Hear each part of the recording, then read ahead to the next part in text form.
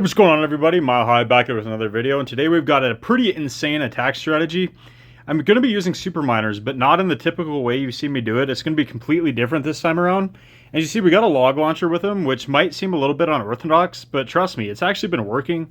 I've tried all the siege machines, and I just really like this because it delays your yeti drop into the core, and it helps break in your king and your queen into the base as well. I just really like it. So you're going to be running 9 invis with a rage, and you want a revive spell and a poison spell. The revive is very important. I'll get into that later. So the rocket spear and the electro boots are definitely mandatory for this attack. The other things you probably could swap out if you want. The warden, I do like running the rage gem and the healing tome, and I'm using the poison lizard on him just to help with clan castle troops. Then on the queen, we've got the action figure and the healer puppet. It would be definitely better if you had magic mirror, but I don't have that. And then for the king, we got the earthquake boots and spiky ball. So that's what the army is. I'm just going to go show you guys how to use this. It is actually insane. Alright, so as you see here in my army comp, I actually forgot to bring my super wall breakers, and this still ended up working out. The reason you want your super wall breakers is because it's very mandatory to break your heroes into the base. Otherwise, your king and your queen are just going to wander around the outside, because obviously the super miners just go under the wall. So what you're going to want to do is send in your royal champion on a flank and use her to get as much value as possible. And then it's very key, you don't use the rocket spear. You let her die without using the rocket spear. That way, when you revive her, she still has all of her rocket spear shots. She might use one, maybe, before she dies, but it usually won't be more than that. So we're just going to keep her invisible now. Charge into this base here. Get as much value off this flank as possible. And if you don't have to use all your invis spells, don't. It's good to save some for the end of the attack if you can, to just keep your royal champion invisible through the backside of the base. But if there's value to be had, you can definitely use all of them as well. As you'll see, I'll do a little bit of both. It just really depends on the base here. So I'm going to be coming in from this left side, so I don't need to go too much deeper here with the Royal Champion, even though there is a little bit of value. I don't want to mess up my pathing too bad. So I'm probably just going to use one more, maybe 2 more invises, and just let her die. And I think that's honestly going to be it. Yeah, I'm just going to let her go down. She'll pull the CC. So the fox actually made her invisible again, so she did get a little bit more value. She actually took out that hero, which is nice. Gets the pull, so we use a couple super miners on each side to funnel. Then everything else in the middle, as you see here, I don't have wall breakers, so my heroes are going to wander. So I'm going to quickly think on the fly here and probably use my king ability right away to get into the base, but I might just wait until he goes down into this town hall compartment. But there, you definitely want your super wall breaks to get you through the first couple layers of walls. We'll hit an early warden ability because we don't have the eternal tome. We want to just utilize that full 25 seconds or whatever it is of the healing tome. As you see, our RC was safe now. Our army got out in front, so we revive her, and she immediately starts throwing her rocket spears. Snipes the town hall, stays behind everything. Our, what is that called? The log launcher pops. So we're actually going to rage here on the royal champion, let her get some value, and help our yetis get through that wall there. As you see, we saved a couple invises, so now we can use it on the backside to keep her protected. We're going to invis that spell tower so she pushes forward and takes out the scatter shot.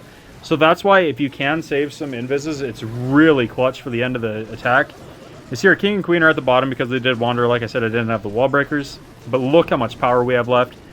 Heroes full health with healers, and we still have a massive pack of super miners. This base is absolutely crushed. Let's just 2 times through this, because at this point it's just cleanup. There's nothing that could stop us. There's a ricochet cannon, an inferno tower, and the giga bomb, but that's it. And we have a massive push. We still have healers alive from our queen's ability, and we absolutely shred through that base. So let's go hop into a second replay. Alright, on to attack number 2. We've got double invis towers this time, so we're going to send the RC from the left on the flank.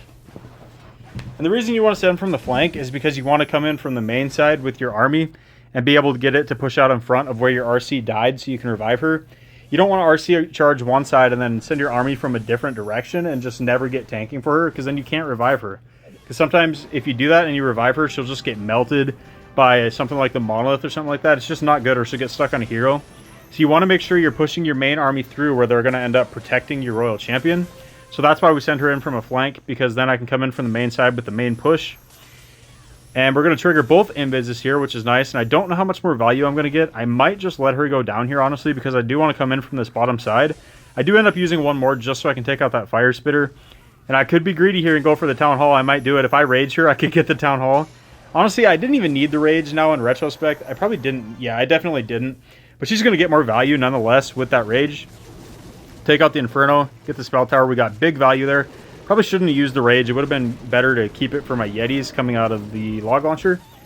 But it is what it is. And like I said, if that poison, or if this invis tower comes back, it's going to be no big deal because we do have the log launcher to trigger it again.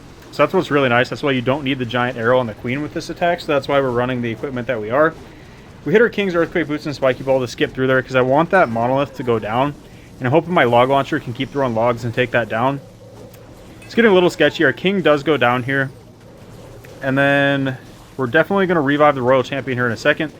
Queen gets out in front. So we're going to revive her now. She is getting targeted by the scatter shot, but it's no big deal. Not going to take too much damage. Now she does get locked on by that ground expo, which sucks. As you see here, with not having any invises left, it can hurt you, but we are going to poison the enemy queen, and we should be able to take her out because of it. Yeah, that was actually really nice. So our yetis are going to beat on a wall. We still have super miners up here at the top with our warden under the rage vial. Our queen is still pretty healthy. She's got a healer on her as well. Royal champion still picking up value, even though we had no invises left. Look how long she survives, and look how much of the base she got out. She basically got this whole left side of the base all by herself, including her initial charge. So again, it's just cleanup. All that's left is a wizard tower. Our RC still ended up surviving to the end of the attack, even though she was locked on by a scatter shot and a ground expo with no invises. That's absolutely insane. So let's go hop into another replay. Alright, so this has actually been a really tough base for me to crack. So we're going to come in from the side over here and try to get into that core. Because look how juicy that core is if we can get in there. We could get so much value with this RC. So I'm trying to use my Spirit Fox to just lengthen this push as long as I possibly can. It's working out pretty well so far. She's pretty healthy because most of the damage is in the core. So our Fox is getting a little bit low there. So I might start doing the 7 and 3 timing instead of just the normal timing. But we actually pushed into the core and look at this value. I'm going to drop a rage just because the value in this core is absolutely insane. We got a multi-archer tower. We got the monolith. We're about to get the multi-inferno. We just took down a scatter shot. We're going to get the rage spell. We're going to get the poison spell. We're going to get another multi-archer tower. We're going to take out another builder hut. We already got one. Now we're going to take out another scatter shot. So this was insane value off the RC charge. That's why I invested the rage. If you run into a core like this, definitely don't be afraid to run the rage. Look at that. We gutted this core. There's still a lot of damage left there, but we're just going to push through it now. That and the town hall with our super miners and the rest of our army. It is a short little path for the log launcher, but it's still alright. Honestly, there would have been better to have like a siege barracks or something like that, but I didn't have one equipped, so I just dropped the log launcher anyway. So definitely make sure you have a siege barracks equipped for attacks like this, or even a troop launcher would work fine. We hit our King's Earthquake Boots, Spiky Ball to take out the rest of this core. We have a couple things still standing, but they're very, very weak. And our Queen already used her ability, I believe, so now our RC, we're going to join her up with the main push as it pushes through here. Rocket Spear takes out the Fire Spitter. It's going to two-shot that mortar. Hopefully take out the Ricochet Cannon. Yep, she targets the Ricochet Cannon. That was huge. Now our RC is going to run in front and die because I was a little bit early, but I think it was worth it taking out that Ricochet Cannon and that Fire Spitter. But look, there's not much damage left up here. Our RC might actually survive. She's going to take out all these archer towers. Yeah, that's insane. We took out all that value in that core, so this RC might survive. All that's left down here is Teslas at this point. Unfortunately, we're going to have to wait for our king to break through a wall. But I think our RC can pretty much finish this off by herself. Yeah, the defenses are down. RC survived again. King's alive. Queen's full health. We still have a Yeti out of our log launcher. And yeah, it's done. It's just cleanup at this point. So we're just going to 2x through it. That's just insane value that we got out of that RC charge. Absolutely insane. This base, from anything I've been attacking it with other than RC charges, it defends really well. But if you can get an RC charge into that core, it's nasty. And I suppose it would be vulnerable maybe to fireball too, but I haven't tried that. So I'm going to hop into one more replay for you guys. All right, into the final replay, we have double poison towers.